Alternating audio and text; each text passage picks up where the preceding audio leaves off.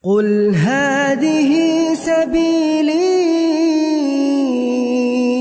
أدعو إلى الله. Assalamualaikum warahmatullahi wabarakatuh. Alhamdulillah kita ketemu lagi di channel Pemberantas Kemaksiatan Kaum Muslimin. Dan seperti biasa, sebelum kita masuk ke pembahasan, kami ingatkan untuk kaum muslimin yang belum subscribe ke channel ini, silahkan subscribe untuk mendapatkan notifikasi ketika ada video-video yang terbaru yang kita upload di channel ini. Dan untuk yang sudah subscribe, kami ucapkan jazakumullahu khairan katsirah. Dan kaum muslimin, di video kali ini kita akan kembali mengangkat sebuah kejadian yang cukup mencengangkan. Dan lagi-lagi kejadian yang seperti ini hanya terjadi di kalangan aswaja kaum muslimin. Memang di kalangan aswaja itu sangat laris kalau jualan barokah, jualan karomah, ya. Meskipun sudah dimodusi berkali-kali, ya, sudah terjadi berkali-kali modus jualan barokah, jualan karomah yang ujung-ujungnya jelas itu untuk membodohi jamaahnya, tapi masih laris juga sampai sekarang. Jualan karomah, ya, jualan barokah masih laris sampai sekarang kaum muslimin, ya.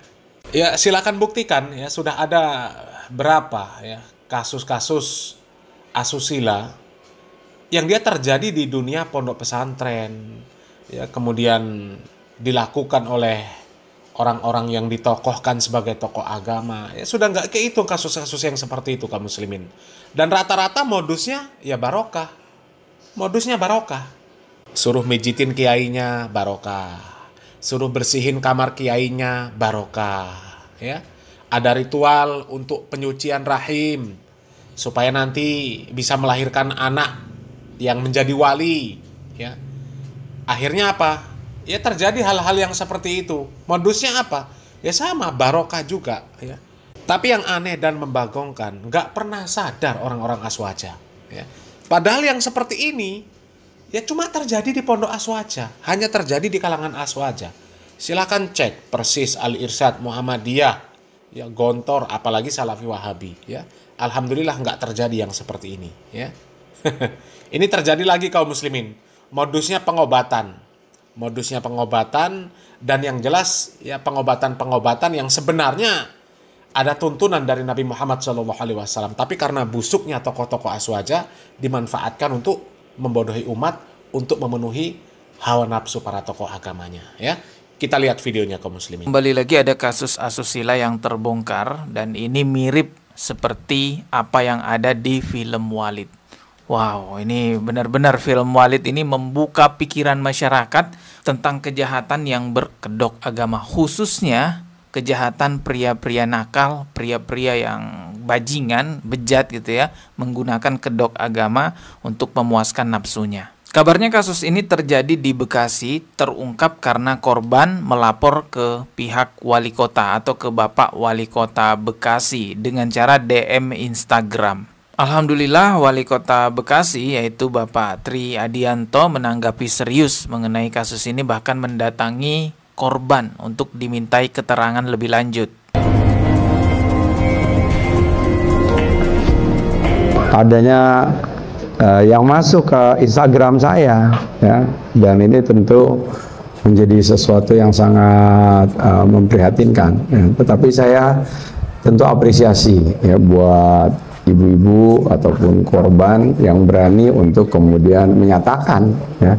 Karena kalau tidak berani, itu justru nanti akan muncul korban-korban yang lain. Jadi, benar sekali apa yang dikatakan oleh Pak Wali Kota Bekasi. Kita harus mengapresiasi yang sebesar-besarnya kepada para korban yang telah berani melapor, telah berani speak up tentang apa yang telah dialaminya. Karena dengan dia speak up ke media, ke publik bahwa dia adalah korban, otomatis perempuan-perempuan lainnya yang akan menjadi calon korban itu terselamatkan. Terus jarinya itu dimasukin ke saya. Kemaluan yang ditutupi oleh sarung itu kena ke muka saya. Awalnya saya diam, dia mingkem serapet-rapetnya. Terus dia bilang buka mulutnya, saya pikir cuman mau ditiup. Kok lama-lama dia malah mulut saya. Terus ada yang bilang coba minta syariat sama Pak Ustadz. Saya nggak bisa tampilkan secara full video pengakuan korban di channel saya karena waduh terlalu vulgar gitu ya. Tetapi video fullnya pengakuan korban itu sudah diupload di channelnya Wali Kota Bekasi, teman-teman bisa simak di situ. Memang kalau membahas hal-hal yang seperti ini kaum muslimin, ya kadang-kadang kita ini mau vulgar, itu kena pelanggaran, nggak vulgar. Orang aswaja nggak paham-paham gitu loh. Kadang-kadang kami membuat konten-konten yang membahas hal-hal yang seperti ini. Ini kadang-kadang sampai walah direvisi berkali-kali. Ya karena kadang-kadang ya karena terlalu kesel ya. Akhirnya keluar perkataan-perkataan yang benar-benar ya vulgar lah. Ya. Misal kami sebut kata-kata capul itu ya, itu nggak disensor. Itu gagal kami upload. Ya karena kena pelanggaran dari YouTube. Padahal maksud kami bicara belak-belakan seperti itu ya supaya aswaja itu paham. Karena kalau nggak belak-belakan nanti nggak paham-paham. Ya. Coba kita lanjut lagi. Pada intinya pelaku ini adalah orang yang berkedok ustadz yang bisa menyembuhkan segala macam penyakit. Dari situlah dia melancarkan aksinya, melakukan hal-hal seperti apa yang ada di film Walid. Nah, saya datanglah untuk niat syariat minta air doa sama Pak Ustadz itu. Dan setelah saya datang, sudah selesai nih dibikinin doa dengan zikir yang baik gitu. Saya pikir wah benar kata saya gitu. Dan setelah itu Ustadznya menjelaskan, katanya dulu ibunya ini punya sumur tua. Dan penunggu sumur tuanya ini ikut ke ibunya, ngikut sampai ke rumah. Dan karena saya yang ngurusin ibu saya, sering saya sentuh ibu saya karena saya ngurusin. Katanya saya kena radiasinya lah, katanya gitu. Kena radiasi? Radiasi apa? Ya tapi ya kelompok aswaja itu memang begitu kaum muslimin. Pokoknya kalau sudah kiai, ustadz, buya, gus, ya, kalau sudah ngomong sesuatu, mereka percaya. Karena apa? Karena memang tokoh-tokoh mereka doktrinnya seperti itu. Ya, pokoknya kalau ustadz, gus, kiai sudah ngomong, ya, percaya saja. Nggak usah tanya dalil. Orang goblok itu nggak usah tanya dalil. Jadi akhirnya ya goblok betul. Dimanfaatkan sama orang-orang yang ngaku sebagai tokoh agama. Orang-orang yang diakui sebagai tokoh agama. Ya, yang ngaku sekaligus diakui. Ya, dimanfaatkan mereka. Akhirnya seperti ini kejadiannya kaum muslimin. Dan ini kejadian bukan yang pertama. Bukan yang kedua. Bukan yang ketiga. Bukan yang keempat. Bukan yang kelima, 6, 7, 8, 9, 10, 11, dan seterusnya. Ini mungkin udah ratusan, mungkin bahkan bisa jadi ribuan. Ya kalau ketahuan semua. Ya. Mungkin nggak ketahuan semua, dan nggak semuanya yang ketahuan diupload di media sosial. Banyak kok yang ketahuan tapi nggak diupload di media sosial. Banyak. Ya. Coba kita lanjut lagi. Nah jadi ini kedoknya air doa ya, mirip lah seperti apa yang ada di film Walid. Air doa ini memang menjadi kedok, menjadi senjata para walid-walid yang kurang ajar gitu ya, yang ingin memuaskan nafsunya. Padahal sebenarnya teman-teman, air doa yang kita tahu itu air ruqyah, itu memang beneran ada. Saya pernah minta air doa kepada seorang yang masih hidup. Apakah syirik? Tidak.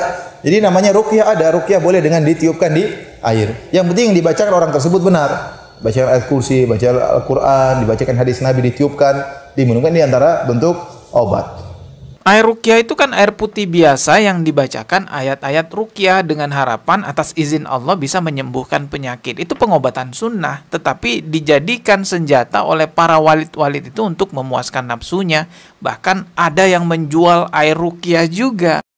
Dan ini bukan sembarang air ayanda. 30 merek minuman sudah dikalahkan Ajwa. Ini minuman namanya Ajwa, ngambil berkah kurma Nabi. Apapun yang dihubungkan dengan Nabi pasti berkah menghampiri. Dan minuman ini dikhatamkan Quran 30 juz di setiap mata air yang ditemukan.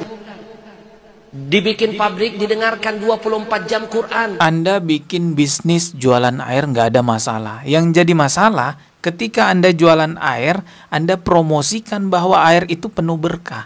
Air itu sudah diruqyah, dibacakan ayat suci Al-Quran sekian juz. Jadi ini penuh berkah. Sejak kapan keberkahan bisa diperjualbelikan? Rasulullah itu adalah orang yang penuh keberkahan pada dirinya.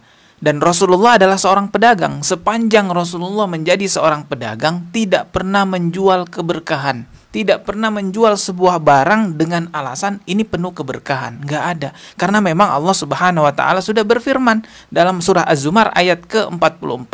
Kullillahi syafa'atu jami'ah. Katakanlah segala syafaat itu adalah milik Allah. Itu jelas sekali ayatnya. Terus ente siapa? Seakan-akan lebih hebat daripada Rasulullah. Jual barang dengan iming-imingan keberkahan, syafaat. Rasulullah aja nggak begitu. Rasulullah Shallallahu Alaihi Wasallam memberikan syafaat kepada umatnya, itu pun atas seizin Allah Subhanahu Wa Taala. Abu Lahab itu pamannya Rasulullah, nggak dapat syafaat, nggak dapat hidayah. Ini menunjukkan bahwa yang memberikan hidayah syafaat kepada seseorang itu Allah Subhanahu wa Ta'ala. Jadi jangan petantang petenteng, mentang-mentang Anda ustadz, Anda kiai, Anda habib, Anda gus, ya petantang petenteng jualan air barokah, air syafaat. Ya Rasulullah aja nggak begitu. Terakhir sebelum saya tutup, saya ditelepon saya punya guru, yakni Al Habib Muhammad Bahar bin Ali bin Sumaid, untuk dagang air. Saya murid beliau. Nah, air beliau ini air doa untuk banyu bekas diminum Habib Husin. Berapa? Banyu bekas diminum Habib Husin, mudahan berkah, amin. Berapa? Tolong. Semoga semakin banyak yang sadar bahwa doa, rahmat Allah, syafaat, karomah, hidayah itu tidak bisa diperjualbelikan. Dan mengenai air ruqyah, air doa, apapun sebutannya air-air ini, ya menjadi salah satu senjata paling ampuh ya para walid-walid ini. Bahkan saya lihat video ada seorang wanita yang minta air doa, itu diusap-usap dulu kepalanya sama walidnya itu.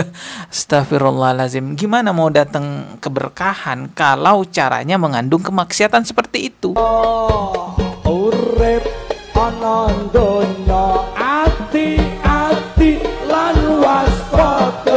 Nah kaum muslimin ya, dari video yang sudah kita simak tadi kaum muslimin, ya bisa kita simpulkan bahwasanya hal-hal yang seperti itu terjadi karena orang-orang aswaja ini mudah dibohongi oleh para tokoh-tokoh agamanya.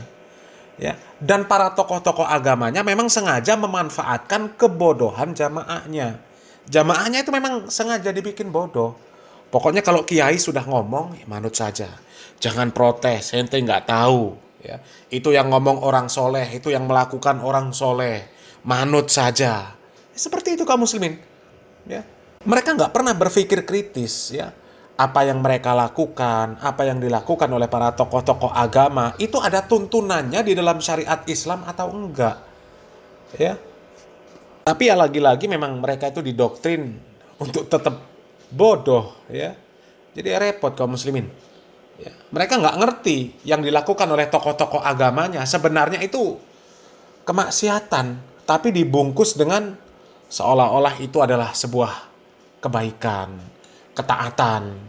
Ya, coba lihat majelis-majelis yang katanya majelis sholawat, isinya dangdutan, ketimpringan, laki-laki perempuan campur baur.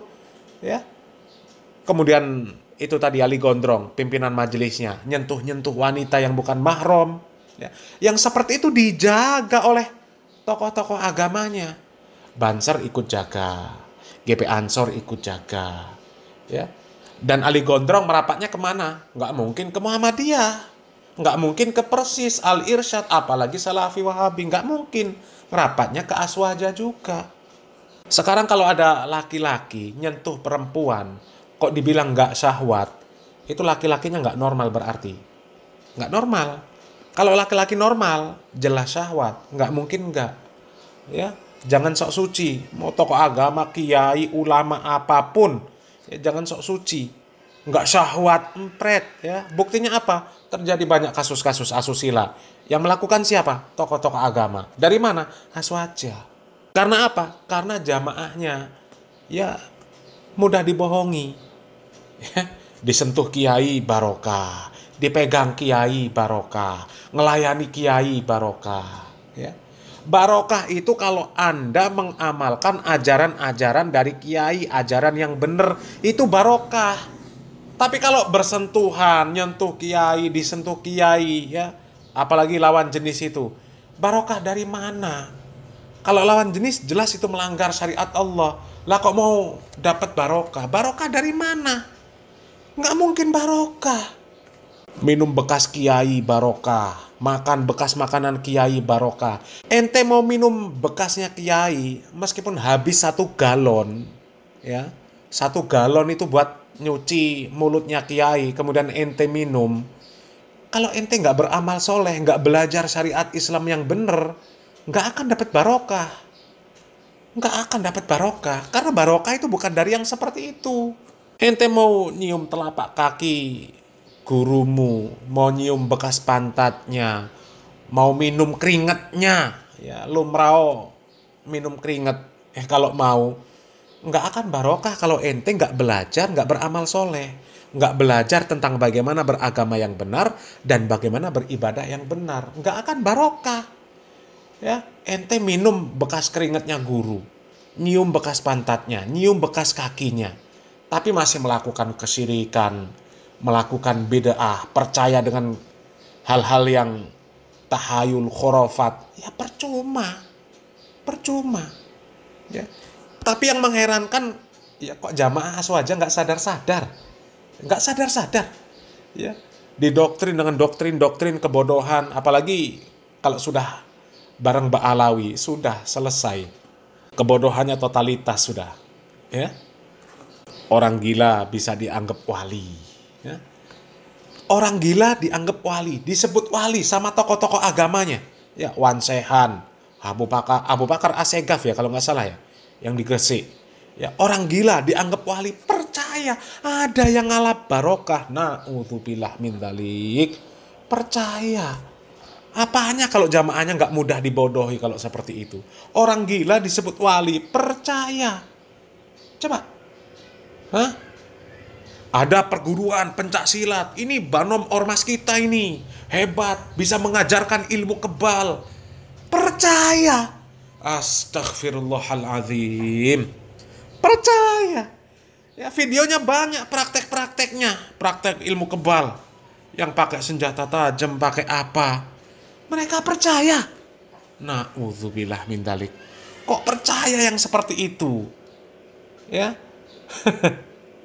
Itu kan trik-trik sulap sudah dibongkar sama pesulap merah. Ya. Makanya ketika pesulap merah berhasil membongkar kedok-kedok dukun-dukun palsu itu, ya, orang NU nggak seneng. Karena apa? Yang terbongkar itu banyak tokoh-tokoh mereka. Coba Samsudin Jadab dulu sebelum terbongkar. Dilulukan sama orang NU. Dijaga sama Banser. Bahkan sampai punya seragam Banser itu Samsudin. Dibongkar sama pesulap merah. Hah? Coba. Perdukunan dibongkar total sama pesulap merah. Ya, orang aswanya nggak seneng. Ya karena dapur mereka ngelempang kalau sampai terbongkar semua. Tapi alhamdulillah sedikit demi sedikit banyak yang sadar, ya. Ya, mudah-mudahan Allah Subhanahu wa taala memberikan taufik dan hidayah. Mereka mempelajari agama ini dengan benar sehingga ya nggak terjadilah yang seperti ini, ya. Ya contohlah orang-orang yang mereka sebut dengan Salafi Wahabi, ya, meskipun difitnah dengan fitnah yang macam-macam, kalau ceramah isinya ya selangkangan, isinya sampai Ustadz Yazid dibuat meme-meme yang, aduh ya Allah, gambarnya mengerikan kaum muslimin, ya, gambarnya menyebut ya macam-macam lah, ya, kita kadang nggak tega mau ngomong kaum muslimin, ya, tapi kalau nggak disebutkan juga kadang-kadang nggak paham juga, ya. Mereka sebut, oh orang-orang Salafi, ya pikirannya cuma selangkangan. Ada keluar omongan mereka seperti itu, yang bahas poligami, bahas masalah di surga nanti isinya bersenang-senang, laki-laki dilayani dengan bidadari, isinya hanya bersenang-senang. Kata mereka apa? Walah, isinya Salafi Wahabi itu kalau ceramah isinya selangkangan. Di surga katanya pesta. Ya itulah, ya, senang-senang lah sama bidadari lah, pesta itulah, ya. Mereka mengejek orang-orang Salafi ketika ceramah, kajian membahas hal-hal yang seperti itu. Mereka ejek, ya. Seolah-olah mereka ini kalau ceramah isinya bagus semua, nggak ada yang membahas hal-hal yang selangkangan seperti itu. Ya. Padahal justru orang-orang salafi membahas seperti itu untuk memotivasi bahwa kita itu bersenang-senang yang seperti ini nanti di surga, bukan di dunia. Ya. Mereka membahas yang seperti itu karena mereka bukan pezina. Ya. Sementara orang-orang yang sok suci, yang mengklaim paling banyak walinya, paling hebat, paling bersanad, ternyata justru mereka itulah yang isinya banyak pezina. Ya. Mau nggak mau, itu fakta. Silahkan cari informasinya, silahkan cari beritanya. Berita-berita yang terkait hal-hal yang seperti itu terjadi di mana? Di Salafi Wahabi? Enggak. Di Aswaja. Ya. Selamat berpikir. Salam waras, salam akal sehat. Barakallahu fikum. Wassalamualaikum warahmatullahi wabarakatuh.